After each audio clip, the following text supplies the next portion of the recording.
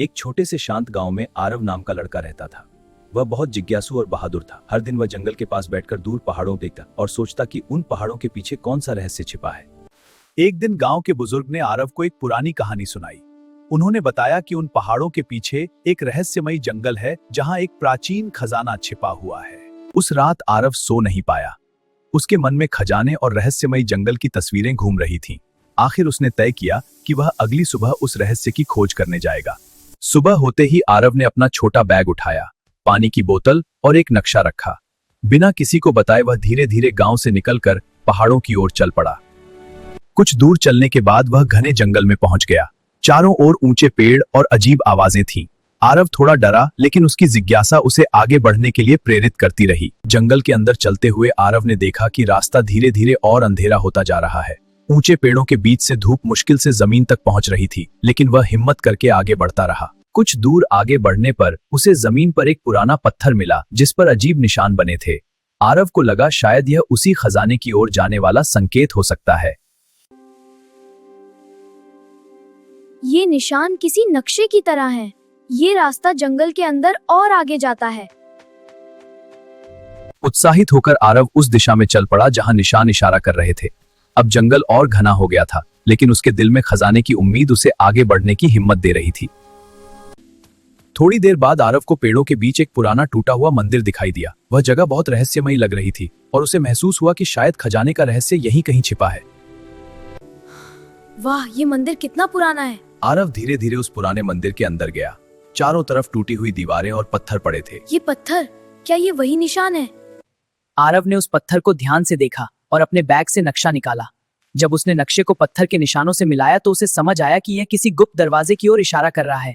वाह! अचानक मंदिर की दीवार के पीछे से हल्की सी आवाज आई। आरव थोड़ा घबरा गया, लेकिन उसकी जिज्ञासा डर से ज्यादा थी। वह धीरे धीरे उस आवाज की दिशा में आगे बढ़ने लगा। उधर से आवाज आई। दीवार के पास पहुंचते ही उसे एक छोटा सा गुप्त रास्ता दिखाई दिया। वह रास्ता जमीन के नीचे जाता था। आरव ने गहरी सांस ली और सावधानी से उस अंधेरे रास्ते में उतरने लगा। कुछ कदम नीचे जाने के बाद आरव एक बड़े पक्के कमरे में पहुंचा। कमरे के बीच में एक पुराना लकड़ी का संदूक रखा था और उसके चारों तरफ चमकती हुई मशालें जल रही थीं। आरव धीरे धीरे उस लकड़ी के संदूक के पास गया। उसका दिल तेजी से धड़क रहा था। उसने सावधानी से संदूक का ढक्कन उठाया और अंदर चमकती हुई सोने की सिक्कों की ढेर देखी।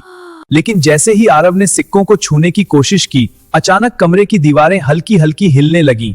उसे समझ आ गया कि यह खजाना किसी जाल से सुरक्षित किया गया है। चारों तरफ देखा और बाहर निकलने का रास्ता ढूंढने लगा। तभी मुझे दीवार पर पत्थर का लीवर दिखाई दिया। शायद यह जाल को रोक सकता है। उसने हिम्मत करके लीवर को जोर से खींचा। कुछ ही सेकंड बाद दीवारों का हिलना रुक गया और कमरे में फिर से शांति फैल गई। आरव ने राहत की सांस ली। अब आरव ने समझ लिया कि यह खजाना सिर्फ बहादुर और समझदार इंसान के लिए था। उसने कुछ सिक्के अपने बैग में रखे और बाकी खजाने को वहीं छोड़ दिया। खजाने के कमरे से बाहर निकलते समय आरव ने आखिरी बार पीछे मुड़कर देखा। उसे महसूस हुआ कि यह सफर सिर्फ खजाने के लिए नहीं था, बल्कि हिम्मत और समझदारी सीखने के लिए भी था। आरव सावधानी से सीढ़ियों से ऊपर चढ़ा और फिर मंदिर के टूटे हुए दरवाजे से बाहर आया। बाहर की ताजी हवा और जंगल की रोशनी देखकर उसे बहुत राहत महसूस हुई। अब आरव वापस अपने गांव की ओर चल पड़ा। जंगल का रास्ता पहले जितना डरावना नहीं लग रहा था, क्योंकि अब उसके अंदर आत्मविश्वास और साहस भर चुका था। काफी देर चलने के बाद आखिरकार उसे अपने गांव के घर और खेत दिखाई देने लगे। दूर से ही गांव के लोग अपने काम में व्यस्त दिखाई दे रहे थे। जब आरव गांव पहुंचा तो लोगों ने उसे देखकर खुशी जताई। सबको लगा था कि वह सिर्फ खेलने गया है, लेकिन उसके चेहरे पर आज एक अलग आत्मविश्वास दिखाई दे रहा था। दादाजी, मैंने बहुत सारी मजेदार चीजें देखी। पहाड़ों पर चढ़ा, जंगल में भटका और एक गांव में नदी के किनारे सोया। बहुत अच्छा बेटा, याद रखना असली खजाना सोना नहीं बल्कि ये अनुभव है।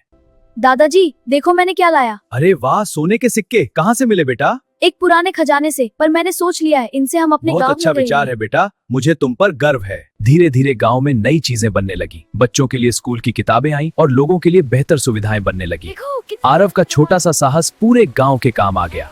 शाबाश। कुछ समय बाद आरव फिर उसी पहाड़ की ओर देखने लगा जहां से उसकी यात्रा शुरू हुई थी। लेकिन अब वह सिर्फ एक जिज्ञासु लड़का नहीं बल्कि एक सच्चा साहसी बन चुका था। और इस तरह आरव की छोटी सी यात्रा ने उसे जीवन का सबसे बड़ा सबक सिखाया कि असली खजाना साहस, समझदारी और दूसरों की मदद करने की इच्छा में छिपा होता है।